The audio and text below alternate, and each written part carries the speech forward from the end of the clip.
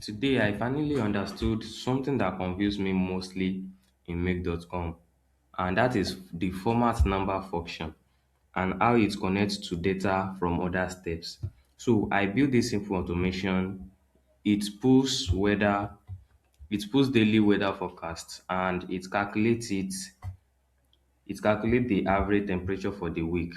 And after that, it send it to Google Sheets, which is like this. It sent it to Google Sheet like this and format it accordingly.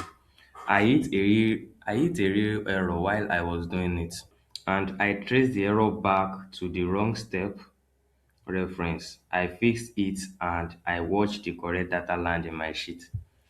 So this is a small win for me, but this is exactly the kind of debugging skills that separates people who can build automation from people who can only copy templates.